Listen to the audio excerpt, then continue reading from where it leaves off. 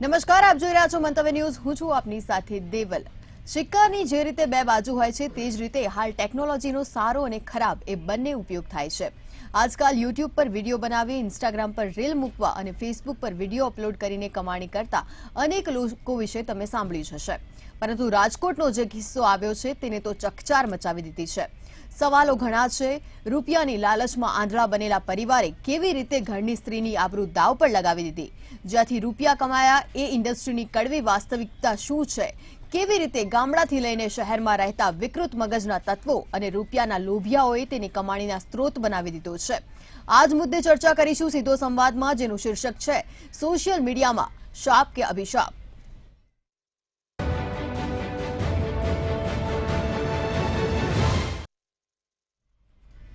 ચર્ચાની અંદર સાયબર સિક્યોરિટીના નિષ્ણાત છે ખુશભાઈ ભટ્ટ, તે જોડાઈ ગયા છે. નિવૃત્ત ડીવાયએસપી જોડાયા છે પ્રદીપભાઈ ભટ્ટ. તો સમાજશાસ્ત્રી અને પૂર્વ અધ્યક્ષ સમાજશાસ્ત્ર ભવનના ગુજરાતી યુનિવર્સિટીના તે પ્રોફેસર જેસી પટેલ સાહેબ જોડાઈ ગયા છે. ખુશભાઈ, સૌપ્રથમ તમારી પાસે આવવા માંગીશ. રાજકોટમાં આ જે ઘટના થઈ છે, જે સોશિયલ મીડિયામાં થઈ છે, ને ઉપરાંત અત્યારે યુવાનો પણ પોર્ન સાઇટના ઉપયોગ તરફ આગળ વધી રહ્યા છે, આ મુદ્દે તમે શું કહેશો? ચોક્કસથી એક બહુ ગંભીર વિષય છે, કારણ કે અત્યારે સોશિયલ મીડિયા અને ઇન્ટરનેટ એકદમ ઇઝીલી અત્યારે મળી રહ્યું છે, જેનાથી જે યુવા પેઢી છે રાઈટ એના ગેરમાર્ગે દોડવા જઈ રહી છે. અને આમાં કેવું છે કે બહુ બધા ઇન્ફ્લુએન્સર્સનો બી જોડે આની અંદર સમાવેશ છે, કારણ કે એ લોકો મોટિવેટ કરી રહ્યા છે કે આ બધી વસ્તુઓ તરફ તમે આગળ વધો. તો આમાં બહુ બધા ગેરફાયદા જોવા મળી રહ્યા છે અને યુવકને આ વસ્તુ જે છે એને બહુ મોટો બિઝનેસ બનાવવામાં આવ્યો છે એને એની તરફ જોડીને. અને આ બહુ મોટી વસ્તુ છે જેને ડેફિનેટલી આપણે નજરમાં રાખીને એના ખિલાફ કદમ લેવા જોઈએ સારા એવા. ચોક્કસથી ખુશ સર. જેસી સર, તમારી પાસે આવવા માંગીશ. તમે આ જે ઘટના છે તેને કેવી રીતે જુઓ છો? સૌપ્રથમ તો હું એમ કહીશ કે જે પણ કૃત્યો થાય છે એ કૃત્યો માટે સૌથી પહેલું પરિબળ કયું છે, તો કદાચ આપણે એમ જોઈ શકીએ છીએ એમાં કે એની પાછળનું જે મોટિવેશન એક પૈસો કમાવાની વાત છે. સમાજમાં પૈસો ભિન્ન ભિન્ન રીતે કમાઈ શકાય. એક તો જેને કહી કે શ્રમ કરીને, બીજી બાજુ પોતાની પાસે સ્કિલ હોય, આવડત હોય, એનો યુઝ કરીને. પણ વર્તમાન સમયમાં આપણે જોઈ રહ્યા છે કે જે પૈસો કમાવા માટેના જે સમાજથી જે વિપરીત માર્ગો છે, સમાજે સ્વીકારેલા નહીં એવા જે માર્ગો છે, અને એ માર્ગોથી પૈસો મેળવવા માટે લોકો પ્રયાસ કરે છે. એટલે પહેલી નજરે એવું લાગે છે એમાં કે પૈસા મેળવવા માટેનું આ એક કૃત્ય છે. એટલે એ બહુ સ્પષ્ટ થાય છે. આ ન્યૂઝ જ્યારે મેં જોયા અને હું વાંચતો હતો ત્યારે મને એવું લાગ્યું કે એની પાછળ જે પહેલી વસ્તુ તો એ જ છે. એટલે આપણે જ્યારે સમાજ માન્ય માર્ગોથી વ્યક્તિઓ પૈસો કમાઈ શકે એના પર જો આપણે ભાર મૂકીએ અને સતત એના માટેના પ્રયાસો કરીએ તો કદાચ આ બાબતો અટકી શકે. બીજું મને એમ લાગે છે કે આમાં જે ભોગ બનનાર જે વ્યક્તિઓ છે એ ભોગ બનનાર વ્યક્તિઓ હંમેશા મોટાભાગે નબળા પેલામાંથી આવતી હોય છે અથવા નબળી હોય છે, કે જેના પરિણામે આ કૃત્ય પણ જે કુટુંબમાં બન્યું અને એ કુટુંબમાં જે સ્ત્રી છે અને અન્ય કરતાં એની જ્યારે સ્થિતિ જોઈએ ત્યારે અન્ય કરતાં એ નબળી છે એવું સ્પષ્ટ દેખાય છે. એટલે જ્યારે સમાજમાં આવા જ્યારે બનાવો બને છે તો એનો જે ભોગ બને છે એ ભોગ બનનાર ક્યાં તો આ નબળા સમૂહ અથવા નબળી વ્યક્તિઓ જ હોય છે એવું મારું માનવું છે. ચોક્કસથી છે, ચોક્કસથી. પ્રદીપભાઈ, તમારી પાસે આવવા માંગીશ. આ જે પણ ઘટનાઓ થતી હોય છે તેની વિરુદ્ધમાં કાર્યવાહી શું કરવામાં આવે છે? રાજકોટમાં જે શરમજનક બનાવ બન્યો છે, એક પરિણીતા કે જેના પરિવારના સભ્યોએ જ આ જે વસ્તુ એના બીભત્સ વિડીયો ઉતારી અને વેબસાઇટ ઉપર, ઇન્ટરનેટ ઉપર અપલોડ કરી અને એટલું શરમજનક કૃત્ય કર્યું છે કે એ આપણા તમામ સમાજ માટે ખૂબ જ એક ખરાબ પરિસ્થિતિનું આપણે જોઈ શકીએ છીએ. આ વસ્તુ છે, પોલીસે તો આમાં એફઆઈઆર લઈ લીધી છે. જે બી છે એના માટેની ઇન્ડિયન પિનલ કોડ 376 તથા આઈટી એક્ટ હેઠળ આ જાતના ગુનો નોંધેલ છે અને તપાસ કરીને તાત્કાલિક જે બી જવાબદાર છે એની અટકાયત પણ કરેલ છે. અને સાથોસાથ જે બી આ બનાવમાં ઉપયોગમાં લીધેલ સાધનો પણ એમણે કબજે લીધેલ છે. અને હજી પણ હું માનું છું કે આ તપાસ ખૂબ જ ઊંડાણપૂર્વક થવી જોઈએ.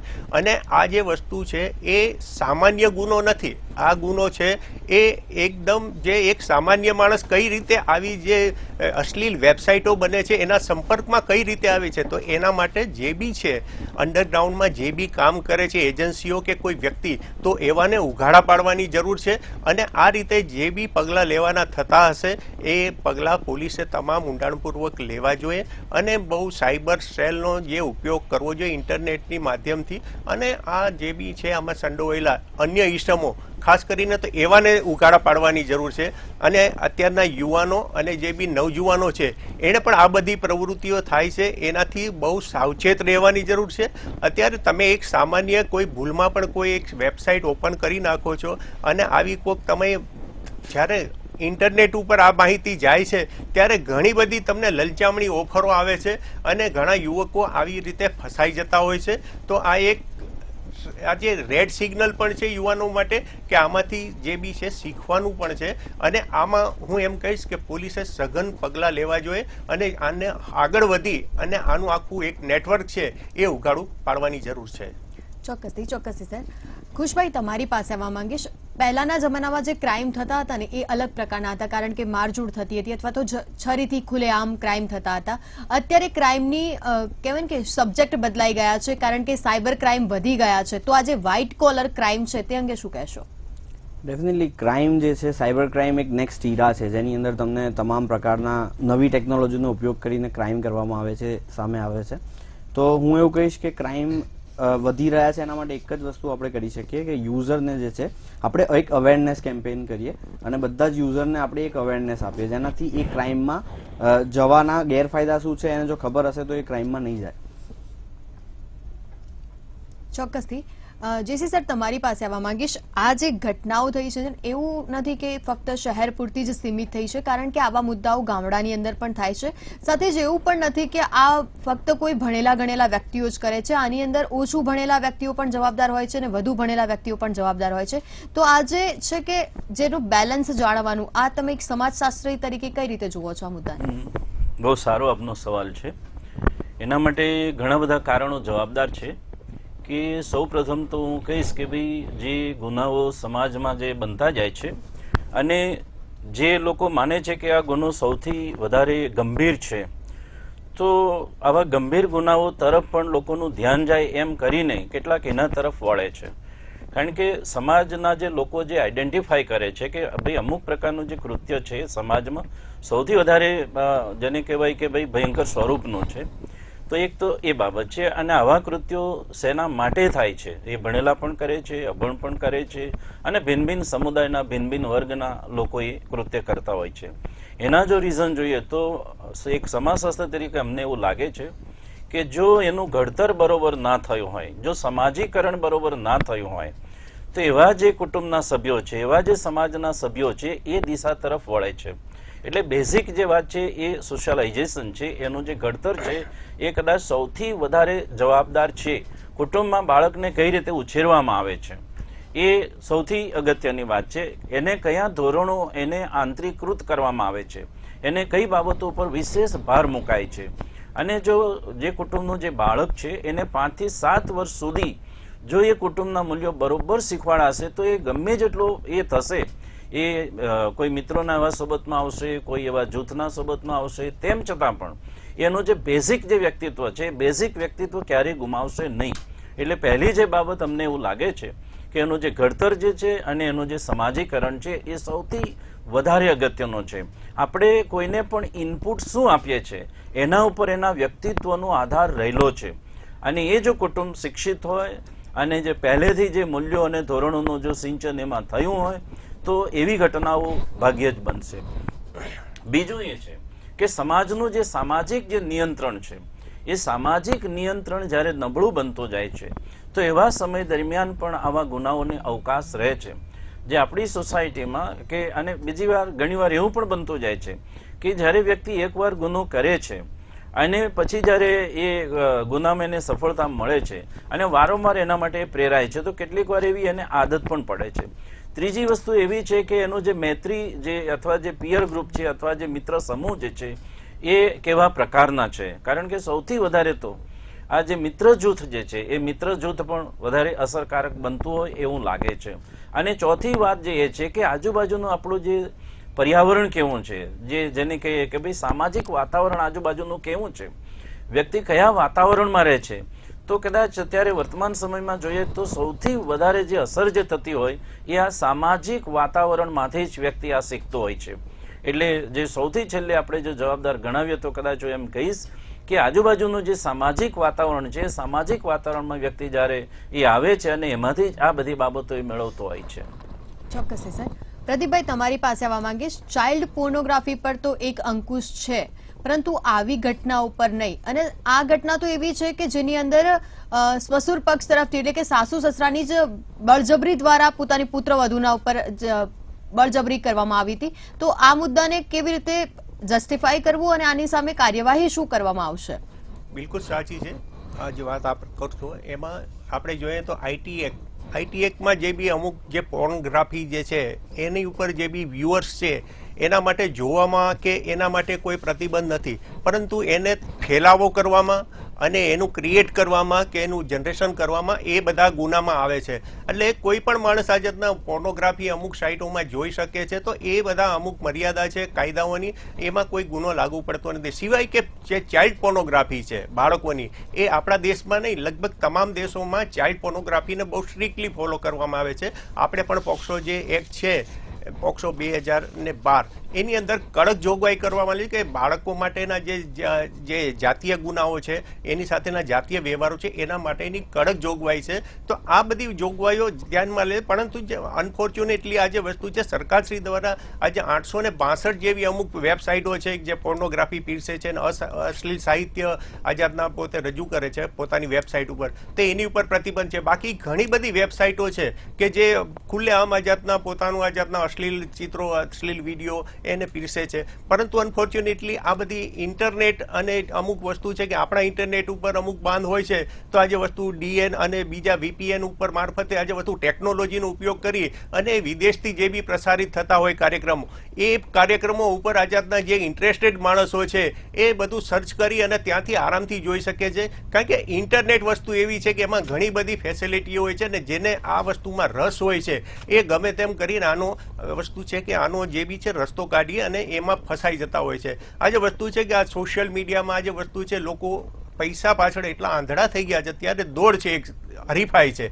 એમાં ખાસ કરીને જલ્દી અને સરળથી જે પૈસા મળે છે, તો કે તમારા કન્ટેન્ટ મૂકો એવા લોકો એને ફોલો કરશે, આટલું ઇન્ટરનેટ જોશે તો તરત તમને આટલા પૈસા તમારા બેંકમાં આવી જશે. લોકોને અને એ વસ્તુ એવી વસ્તુ છે કે જે બી વિડીયો ઉતારવો, કન્ટેન્ટ મૂકવા, આ જે એના માટેના કેમેરાથી માંડીને બધા જે બી ટેકનિકલ સાધનો બહુ ઇઝીલી ઉપલબ્ધ છે. એટલે લોકો એમાં વસ્તુ પડી ગયા છે અને પોતાને એક એક્ટર તરીકે કે પોતે બહુ ક્રિએટિવ છે એ રીતે માને છે. અને ધીમે ધીમે કરીને પોતાની ક્રિએટિવિટી જ્યારે આવા ખરાબ સંજોગો આવે ના કે આર્થિક સંકળામણમાં આવે ત્યારે ધીમે ધીમે આ જાતના આવી પોર્નોગ્રાફીની જે લત છે અને એની જે બી એક્ટિવિટી છે એમાં એ લોકો ફસાઈ જતા હોય છે અને પરિણામે છેલ્લે આ રીતનું આ બનાવો બને છે. આમાં સાસુ સસરા અને જે એના પતિ છે, આ તો એક શરમજનક, આવી તો ઘટનાઓ બહુ ઓછી બનતી હોય કે એક પરિવારના સભ્ય જ આ જાતના એના પરિવારના જે દીકરી છે, વહુ કે લક્ષ્મી કો, એના આ જાતની પ્રવૃત્તિમાં ધકેલા છે. ખૂબ જ શરમજનક ઘટના છે. પરંતુ સાથે સાથે નવયુવાનો, આજે વસ્તુ જે હું એક વાત કહીશ, આજે વસ્તુ 2012માં એક અભિનેત્રીના જે બી પતિ હતા એના દ્વારા પણ આ જાતનો જે વસ્તુ છે એ ઇનડાયરેક્ટલી એક વેબ આવી રીતે ચલાવતા હતા, પણ એની હેડ ઓફિસ હતી યુકેની અંદર અને એ વસ્તુ એમની ઓફિસ હતી અહીંયા, પણ એનું રજીસ્ટ્રેશન યુકેની અંદર હતું. તો આવી રીતે કાયદાઓની અમુક છટકબારી ગોતી અને આવી પ્રવૃત્તિઓ અમુક ઇસમો ચલાવતા હોય છે. એટલા માટે આ જાતના સાયબર સેલ દ્વારા પણ આ જાતના આવી કઈ કંપનીઓ છે કે જેનું રજીસ્ટ્રેશન વિદેશમાં હોય અને અહીંયા એની ઓફિસો હોય અને એના મારફતે, એના એજન્ટ મારફતે આ જાતના લોકોનો સંપર્ક કરી અને અમુક જે બી જરૂરિયાતવાળા કે જે આર્થિક રીતે તૂટી ગયેલા હોય, ભણેલ ગણેલ હોય, એ ડિપ્રેશનમાં હોય, આવા બધાનો ઉપયોગ કરી અને એમની જરૂરિયાત પૂરી કરી એમને આ જાતના આવી ગંદી પ્રવૃત્તિમાં ધકેલે છે અને એની સંડોવણી કરે. તો આ બધા તત્વોને ઉઘાડા પાડવાની જરૂર છે. હમણાં જ આપણે જોયું જૂનાગઢની એક ઘટના હતી પીટીસીની, એમાં બી છેલ્લે એક વસ્તુ તો આ હતી જ મુદ્દો પણ એ બાબત આજે વસ્તુ છે કે એ બી ઉજાગર કરવી જોઈએ કે જ્યાં સુધી આ જાતની વસ્તુ પહોંચી ગઈ સમાજમાં તો એને આપણે કઈ રીતે અટકાવીએ, એ પણ સામાજિક જાગૃતિ આપણે લઈ આવવાની જરૂર છે. એમાં પોલીસની અમુક મર્યાદા છે. શરૂઆત આપણે મા બાપથી અને આપણા છોકરાઓ જે ગેજેટ વાપરે છે, શું વાપરે છે, શું જોવે છે અને બહારની શું પ્રવૃત્તિ છે, એની ઉપર જો મોનિટરિંગ રાખશું તો હું માનું છું કે આ બધી પ્રવૃત્તિઓ થોડો અંકુશ આપણે મૂકી શકીશું. ચોક્કસથી પ્રદીપભાઈ. ખુશભાઈ, તમારી પાસે આવવા માંગીશ. જે રીતે પ્રદીપભાઈએ વાત કરી કે વિદેશી કંપનીઓના રજીસ્ટ્રેશન હોય છે, એટલે કે એની ઓફિસો અહીંયા હોય છે અને રજીસ્ટ્રેશન વિદેશી કંપનીઓના હોય છે, તો આના પર અંકુશ કેવી રીતે રાખાય? સાથે જ યુટ્યુબની તો એવી પોલિસી છે જ કે એની ઉપર આવા પ્રકારના વિડીયો કે આવા પ્રકારનું કન્ટેન્ટ તમે લોકો અપલોડ નથી કરી શકતા, તો શું આવું બીજી કોઈ રીતે અંકુશ ના રાખી શકાય આ વસ્તુ પર કે આને રોકી શકાય? ચોક્કસથી. પણ આમાં કેવું છે કે યુટ્યુબ એક પ્રાઇવેટ એપ્લિકેશન છે, તો એમાં કેવું છે કે એની પોતાની પોલિસી એવી છે જેના કોઈ બી પોર્ન કન્ટેન્ટ છે એને બેન કરી દેશે સ્ટ્રેટ અવે. પણ વેબ છે એ ઓપન વેબ છે, બરાબર, જેની અંદર કોઈની બી એક એપ્લિકેશન લોન્ચ હોય કે હોસ્ટેડ હોય, તો એમાં ઘણા બધા યુટ્યુબ જેવી અલગ અલગ નવી એપ્લિકેશનો રોજ બનતી હોય છે. હવે ગવર્મેન્ટે આપણે જોયું છે કે બહુ બધી વેબસાઇટો એમણે બેન બી કરી છે, પણ ફોરેનમાં આ વસ્તુ આપણે બેન નથી કરી શકતા કેમ કે વેબ છે એ વર્લ્ડ વાઇડ વેબ છે, રાઈટ? તો ફોરેનમાં આ બધી વસ્તુઓ હોસ્ટેડ હોય છે અને એક VPN કરીને, જેમ સરે વાત કરી, એક ટૂલ છે જેનાથી તમે તમારું લોકેશન ચેન્જ કરી દો છો. એટલે યુવાઓ આને બાયપાસ કરવાના આવા રસ્તા અપનાવે છે કે VPN જે છે એને ઓન કરીને વિદેશમાં એ વેબસાઇટ અહીંયા બેઠો બેઠો જોઈ રહ્યો છે. તો હવે આને બેન કરવા માટે ગવર્મેન્ટે VPN એક્સેસ બી બેન કરવું પડે અને એક ફિલ્ટર, માસ ફિલ્ટર લગાવવાની જરૂર છે કે આપણે જે બી કન્ટેન્ટ છે, જેમ કે ફોર એક્ઝામ્પલ વોડાફોનનું ઇન્ટરનેટ વાપરીએ છીએ આપણે અને જીઓનું ઇન્ટરનેટ વાપરીએ છીએ, તો ઇન્ટરનેટ સર્વિસ પ્રોવાઈડર જો આને બેન કરી દેશે અને આ પ્રોસેસ જો સ્પીડમાં થશે તો આને આપણે ડેફિનેટલી અટકાવી શકીશું. ચોક્કસથી. ખુશભાઈ, જેસી સર, તમારી પાસે આવવા માંગીશ. આ જે સમગ્ર ઘટના બની છે એમાં પીડિતાનો પતિ છે તે પણ તેના માતા પિતાને જ સપોર્ટ કરી રહ્યો છે, એટલે કે આ એક મનોવિકૃતિ છે, તેને ડામવા માટે શું કરવાનું? બહુ સારો સવાલ છે કે સામાન્ય રીતે આ જે ઘટનાનું જે રૂટ આપણે જે જોઈએ તો બેઝિક રૂટ શેમાં છે? કારણ કે પહેલાં એ લોકો કોના સંપર્કમાં આવ્યા હતા, ક્યાંથી એ લોકો શીખ્યા, અને એના જે પતિ છે સ્ત્રીના અથવા જે ફાધર મધર અને એનો જે દીકરો છે, તો એમને જો આ જે પ્રેરણા છે એ પ્રેરણા ક્યાંથી મળી? ક્યાંક તો કોઈને કોઈ પ્રોવાઈડર છે. એટલો એના જો ડિટેલમાં જે જઈએ, એના રૂટમાં જો જઈએ તો એ વસ્તુ ક્યાંક ને ક્યાંક સાહેબે વાત કરી કે ભાઈ એનું નેટવર્ક ક્યાંક ને ક્યાંક હશે. એટલે બહુ સ્વાભાવિક રીતે, સાહજિક રીતે નેટવર્ક તો આપણને મળી શકે. બીજી બાજુ જ્યારે એ જે પત્ની છે, સ્ત્રી છે, અને એના ઉપર એના કેવા પ્રકારના પ્રત્યાઘાતો પડે છે, જ્યાં સુધી વાત એ સોસાયટીમાં પ્રસરતી નથી ત્યાં સુધી વાંધો આવતો નથી. પણ જ્યારે સોસાયટીમાં, સમાજમાં અને આખા એમાં જ્યારે વાત પ્રસરે છે તો એવા સમય દરમિયાન એ વ્યક્તિનું વ્યક્તિત્વ કેવું છે? કેટલીક વ્યક્તિઓ તરત જ એ માનસિક આઘાતમાં સરી પડે છે, કેટલીક વ્યક્તિઓ એ એટલી ઇમોશનલ નથી હોતી કે તરત માનસિક આઘાતમાં સરી પડે. એટલે એના જે વ્યક્તિત્વ એ કેવું છે એના ઉપર આ ઘણી બધી જે બાબતો છે એ ડિપેન્ડ કરે છે. જો કદાચ સ્ત્રી એ હોત અમુક એ રીતે તો કદાચ એ ડિપ્રેશનમાં આવીને એને ઘણી બધી સ્થિતિઓ સંભવી શકે છે. એટલે બહુ સ્પષ્ટ આપણે જોઈએ તો એક વાત એ વ્યક્તિનું જે મનોબળ, એ વ્યક્તિત્વ કેવું છે, બીજી બાજુ એના જે સગા સંબંધીઓ કેવા છે, આવા સમય દરમિયાન એનું મનોબળ ટકી રહે એના માટે એને પ્રેરણાઓ, એના માતા પિતા છે, એના જે સગા સંબંધીઓ છે, એ કેવા પ્રકારની પ્રેરણા આવા સમય દરમિયાન આપે છે. બંને બાબતો છે, એક બાજુ એના માતા પિતાઓ છે, બીજી બાજુ એના જે સગા સંબંધીઓ છે એ કેવા પ્રકારની. પણ તેમ છતાં કે આની જે અસરો છે બધા જ પર સરખી પડશે એવું નથી હોતું. કે જે એક શિક્ષિત જે વર્ગ છે એ શિક્ષિત વર્ગ એને કેવી રીતે જોશે, બીજી બાજુ એક નેગેટિવ વાળો જે વર્ગ છે એ વર્ગ એને કઈ રીતે જોશે. એટલે સમાજમાં જ્યારે આપણે એક પ્રકારનો જે શિક્ષિત વર્ગ જો તૈયાર થાય તો આવી જ્યારે ઘટનાઓ બને છે તો આવી ઘટનાઓ સમય દરમિયાન એમાંથી એ ઉગારશે. બાકી તો એની જે અસર જે છે એ વ્યક્તિ પર, એના કુટુંબ પર, એના પડોશ પર, એના આજુબાજુના સમુદાય ઉપર અને સમગ્ર સમાજ ઉપર વર્તાય છે. અને એમાં જ્યારે જોઈએ તો એનો જેને કહી શકાય કે ભાઈ એનો જે મનોજગત છે, એની જે માનસિક સ્થિતિ છે, એની જે આર્થિક સ્થિતિ છે, એ બધા જ પાસાઓનો જે મેઝરમેન્ટ કરવામાં આવે તો જ એનો એક આખી આપણે એને કહી શકીએ કે ભાઈ એ ચિતાર આપી શકીએ. ભિન્ન ભિન્ન બાબતો, એના જે બાળકો છે એ, બરાબર, એટલે એ વ્યવસ્થિત એના જો રૂટ સુધી જો જઈએ અને એનો એક એ કરીએ તો જ એ આપણે એનો કહી શકાય કે ભાઈ સાચો પ્રત્યુત્તર આપી શકીએ. ચોક્કસથી. પ્રદીપભાઈ, તમારી પાસે આવવા માંગીશ. આ જે પીડિતા હતી ને એને બળજબરી તો કરવામાં આવતી જ હતી, બરાબર, સાથે જ આજુબાજુનો માહોલ અને ખાસ કરીને આવું મિત્રો દ્વારા થાય અથવા તો જે અત્યારે જે કોમન કિસ્સા હોય છે લવ જેહાદ ને આવી રીતે બધી રીતે ઇન્ફ્લુઅન્સ થાય તો સમજમાં આવે છે અને આવા કિસ્સા કોમન પણ હોય છે, પરંતુ આ પોતાના જ સાસુ સસરા દ્વારા, અને સાસુ સસરાની ક્યાંક ને ક્યાંક દરેક સ્ત્રી પોતાના માતા પિતાની નજરે દેખતી હોય છે, ત્યારે આ લોકો દ્વારા જ્યારે આવું કરવામાં આવે એટલે એની મેન્ટલ જે પોઝિશન હોય છે તે પણ ક્યાંક ને ક્યાંક હલતી હોય છે. તો આ મુદ્દે શું કહેવા માંગશો? બિલકુલ સાચી વાત. આ જે વસ્તુ આમાં એક જે પીડિતા છે એની એવી કઈ મજબૂરી હતી કે એને આટલે સુધી આ વસ્તુ શોષણ કરવામાં આવ્યું અને આટલું બધું થઈ ગયું કે જેને છેલ્લા સ્ટેજ ઉપર આજે વસ્તુ પહોંચાડી દીધી કે જે અશ્લીલતાની જે ચરમસીમા હોય ત્યાં સુધીનું કૃત્ય કરવાની એને ફરજ પડી. તો એને કઈ મજબૂરી હતી એ પણ ગોતવું જોઈએ. જનરલી કહે છે કે બાળકો માટેનું દબાણ હતું કે અને એના માટે કે અમુક વસ્તુ કરવા માટેનું એને સાસુ સસરા તરફથી દબાણ હતું. તો આ બધી વસ્તુઓ તપાસનો વિષય છે. એના જે બી હોય બેકગ્રાઉન્ડ શું છે, આજે સાસુ સસરાનું આજે વસ્તુ છે કે તમે જુઓ છો તો કે એના મા બાપ પહેલા રાજી નહોતા આજે વસ્તુ કે ભાઈ મારે દીકરીને પરણાવી નથી, અને પછી રાજી થઈ દીકરી પોતે પોતાના મા બાપની ઉપરવટ જઈને પછી લગ્ન કર્યા અને છેલ્લે મા બાપ પણ રાજી થઈ ગયા. પરંતુ આ જાતના આટલા સમયગાળા દરમિયાન પણ જો યુવતીએ પણ પોતે આ જાતના અત્યારની આધુનિક જો યુવતી હોય તો એણે અત્યારે પણ પોતાના જે પતિ છે અને એના સાસરિયા છે એની માનસિકતા પહેલેથી આ જાતના એમનો જે હોય એ ઓળખવી જોઈએ અને એને અનુરૂપ થઈને પોતાનું જીવન છે આગળ વધારવું જોઈએ. આવી એવી મજબૂરીઓ આવી જાય છે, અમુક સંજોગો એના પતિ તારવા એના સાસુ સસરા મૂકવા આવે છે કે ન છૂટકે પણ અમુક પીડિતાને આ જાતના એના પતિને અને એના સાસુ સસરાને સરેન્ડર કરવા પડે છે. તો આ બધી વસ્તુઓ છે તો એ પણ આજે વસ્તુ સામાજિક વિષય છે, એની પણ આપણે બહુ તપાસ કરવી જોઈએ અને એની ઉપર પણ ચર્ચાઓ થવી જોઈએ કે ભાઈ એવી વસ્તુ અત્યારના આ સમયમાં આટલી બધી ભણેલ ગણેલ યુવતીઓ કેમ આવા વસ્તુમાં ઘસી જાય છે.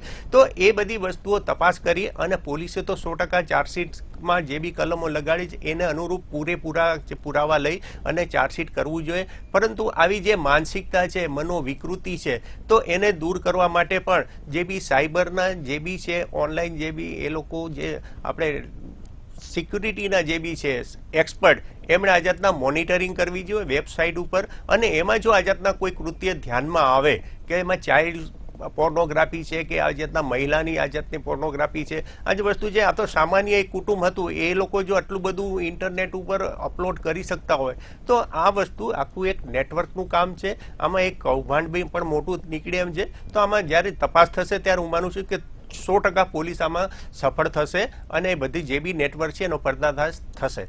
ચોક્કસથી. પ્રદીપભાઈ, ખુશભાઈ તમારી પાસે આવવા માંગીશ. જે રીતે પ્રદીપભાઈએ વાત કરી કે આની પર અંકુશ રાખવું જોઈએ, સાથે જ એવી પણ વાત જાણવા મળી છે કે આવી જે વેબસાઇટ ક્રિએટર હોય છે તેમની અને કન્ટેન્ટ ક્રિએટરને પણ પૈસા મળતા હોય છે, કારણ કે અમુક પહેલા 5 મિનિટ સુધી ફ્રીમાં બતાવે અને પછી એવું કે આખો વિડીયો જોવો હોય તો આ વેબસાઇટ ઓપન કરો અને પછી એના પર જ્યારે બી યુઝર્સ જાય ત્યારે એને અમુક પૈસા મળતા હોય અને સબસ્ક્રિપ્શન ભરવું પડતું હોય છે અને આ રીતે પૈસા મળતા હોય. તો શું આ સમગ્ર ઉપર કોઈ અંકુશ ન લાવી શકાય?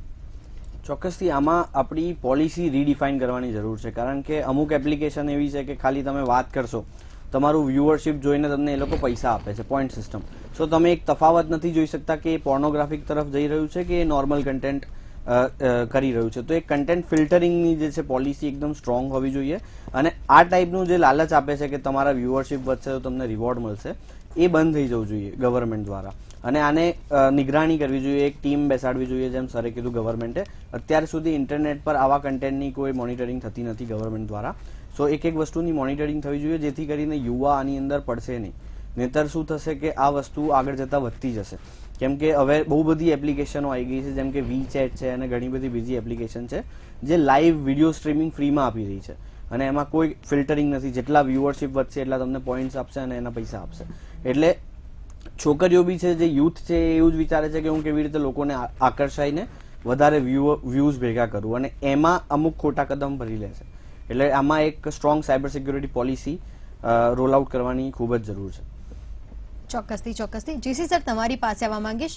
આ જે સમગ્ર ઘટના છે ને તેની અંદર સસરાની મનોવિકૃતિ સમજમાં આવે છે, કારણ કે પણ આની પાછળ સાસુ પણ એટલો સપોર્ટ કરી રહ્યા હતા, સાથે જ આ જે સમગ્ર વૃત્તિ થતી હતી તે ક્યાંક ને ક્યાંક પૈસા કમાવા માટે થઈ રહી હતી. તો આ મુદ્દે શું કહેવા માંગશો? કારણ કે શું પૈસા કમાવા માટે આ જરિયો યોગ્ય છે?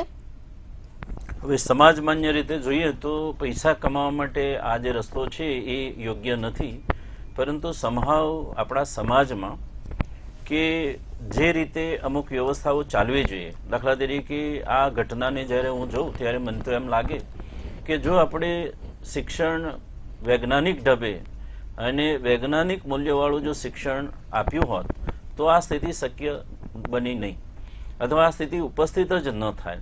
પણ આપણું જે શિક્ષણ જે છે એ ક્યાંક ને ક્યાંક એ કચાશવાળું રહી જાય છે કે એક સમય દરમિયાનનું શિક્ષણ અને એ શિક્ષણમાં જે મૂલ્યો જે છે, માણસ મરી જાય પણ એ મૂલ્યોને છોડતો નહોતો. ઘણા બધા એવા માણસોને આપણી સામે ઉદાહરણો છે કે એના જે ધોરણો છે માત્ર બોલ્યો હોય, પેલું તો લખેલું પણ પાળતો નથી, પણ પેલું તો માત્ર એણે જે એમ કે ભાઈ એણે એક જબાન આપી હોય તો એ સમય દરમિયાન એ મૃત્યુ પામે તો પણ એની જે જુબાન જે છે એ પાળતો હતો. એટલે આ પ્રકારના જે વેલ્યુઝ છે એ વેલ્યુઝ એ ખરેખર જે અમુક રીતનું આપણે જો શિક્ષણ આપીએ, પાયાનું શિક્ષણ જેને કહીએ, અને એ જો પાયાનું શિક્ષણ હશે તો આવી સ્થિતિ શક્ય હોતી નથી. બીજી બાજુ આપણું જે વાતાવરણ જે છે એ વાતાવરણ એકમેકને મદદરૂપ બને એવું વાતાવરણ સર્જાવવું જોઈએ, નહીં કે એકબીજાનું કાસળ કાઢે એવું વાતાવરણ, કે આપણે જે એકબીજા પાસેથી વિના શ્રમે પડાવી લઈએ વસ્તુઓ, અથવા અમુક રીતે જે મફતનું મેળવી લઈએ, એ અનેક પ્રકારની જે મનોવૃત્તિઓ જે આપણા સમાજમાં જે વિકસી છે, હવે એ પ્રકારની જે જેને કહેવાય કે જે મનોવૃત્તિ વિકસી છે એમાંથી બહાર લાવવા માટે આ શિક્ષણ જ એક અગત્યનું એ પરિબળ છે. અને જો એ રીતે જો શિક્ષણ આપવામાં આવે તો લગભગ વાંધો નહીં આવે. બીજું કે આપણામાં જે બી સારાપણું છે, જે સહજતા છે, એનો સ્વીકાર થવો જોઈએ. આજે જે વાતાવરણમાં હું જોઉં છું તો સાચાને કેટલો ટેકો મળે અને જૂઠાને કેટલો ટેકો મળે, એ બે વસ્તુઓ મોટી ને મોટી ખાઈ થતી જાય છે.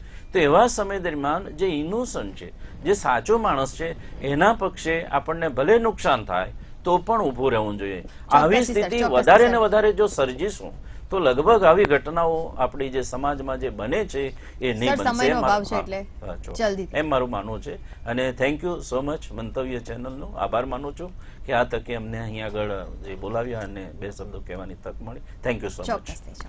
તમામ મહાનુભાવો જોડાયા ચર્ચામાં, તે બદલ આભાર.